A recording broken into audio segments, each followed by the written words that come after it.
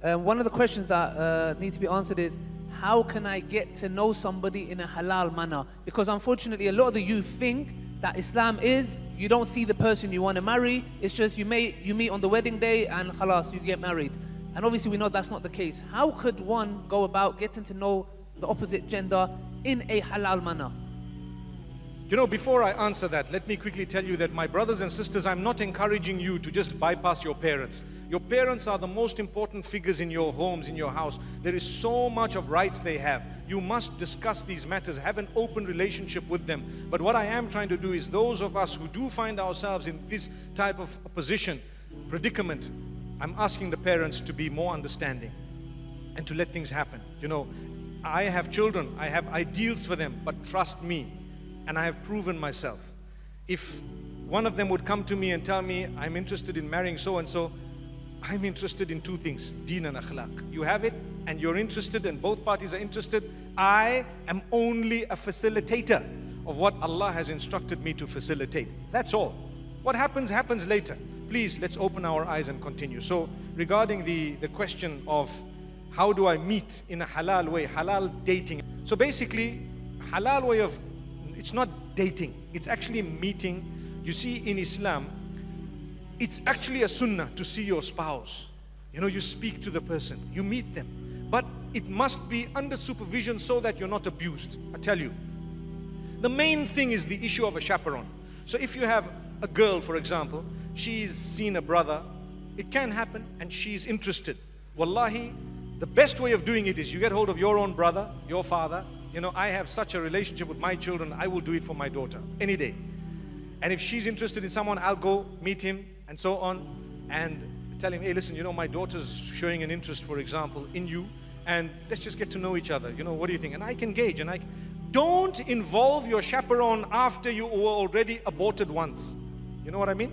After everything's over, you're already in such love that there's no way that you're going to take no for an answer. That's a mistake that people make. You involve your family far down the line, you see. So what happens is, initially they will look and they will then introduce you officially. I'm here, for example, and you can be seated there and have a nice chat, mashallah, coffee, a tea. I might not be able to listen in to exactly what you guys are saying, but mashallah, you're under the eye. There's no kissing, no touching, no nothing, because why? There can't be emotions at that stage. You're talking, you're discussing. What do you like, what do you not like? You see how the person speaks, how they look, they stand, how tall, short, all these things. It's permissible to look at these things, okay? So if you're satisfied, you can let your parents know. If both of you are satisfied and you're happy, alhamdulillah. If not, nowadays a lot of the people say, I need to meet you again. It's not enough. So you meet again, and you meet again, and you meet again. Every time, similar condition. There is no restriction as to the amount of meetings. Some people come to you and say, no, you must meet once and that's it. You know what? You bring the tea in and you just say, Salaam alaikum, and you walk out. And he's seen the tea.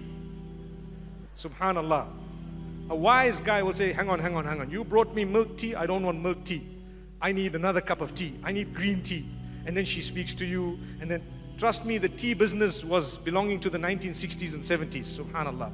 At the moment, it's cappuccino, guys. So, you need to know, you're allowed to meet, you're allowed to talk, you're allowed to have a coffee together, you're allowed to sit and chat. You must know, because the last thing you want is for your daughter to marry a guy who's only marrying your daughter because he wants to please his parents, but he's got something on the side, and your daughter is banished. Wallahi, it's happening. Every day it's happening. And they tell you 2 years later, I never wanted to marry you, I've already got my girlfriend, I've already got 3 children from her, and so on. And you're like, why didn't you tell me? Well, I did it for my parents. The punishment of those parents is severe. You destroyed the lives of people. So it's best to be honest, to say, listen, we're wasting time. I've already got someone. My parents are just being funny. Thank you so much. I respect you. I salute you. Shukran. I will say no for you. Thank you. So the person will go back and say, listen, no. It shouldn't even get to that. You should have an open relationship. But the problem with us, we're so hypocritical. We allow our kids to go everywhere. But when it comes to marriage, no, you can't meet him. Dad, I've met 3,000 men in my life. The man I want to marry, you don't want me to meet him. What's the problem? Where are you? What's happening? I've had lecturers who were male. I've had everyone who was, and the man I want to marry, you're not even allowing me to meet him under supervision. And the next thing, the dad says, okay, under supervision. So he comes and he sits right here. Right, what do you want to say? Say it. Take it easy. Take it. They know. They're on the new generation. There is a generation gap. We are not compromising the deen. We are only showing you how it works up to Qiyamah. Don't come and implement your own culture here when it contradicts the deen. If it doesn't contradict the deen, by all means you're more than welcome. If it does, you're not welcome. May Allah forgive us. So you meet once, you meet twice, you meet 3 times, and then if you're not happy, respectfully, shukran, thank you so much, and so on. Another thing, when you have a chat, can I have your number? Yeah, you can. You know what's the proper way?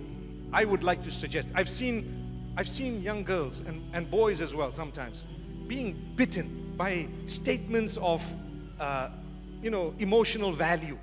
I love you, I miss you, send me a picture please, send me one without your hijab, send me one this way, that way. And I know of Muslim children who send each other nudes and they come out, they release, they're blackmailed. Watch out, watch out. No matter how deep you think the relationship is, don't do something un-Islamic so that you won't be hurt. However, let's listen to this. So if you want to chat on WhatsApp, no problem, you can chat with me, but guess what? My brother's gonna be the 3rd person in the group. He will be dormant and quiet. The guy says, but don't be so fool. Just be realistic, come on. How? You know what? If you're really interested in marrying me, you will agree. What do you have to hide? You're going to be living, these are your in-laws, man. Come on to the chat, it's the 3 of us, let's talk. And see, he won't be able to say, oh wow, I haven't yet seen your legs, man. Because why? Brother is there.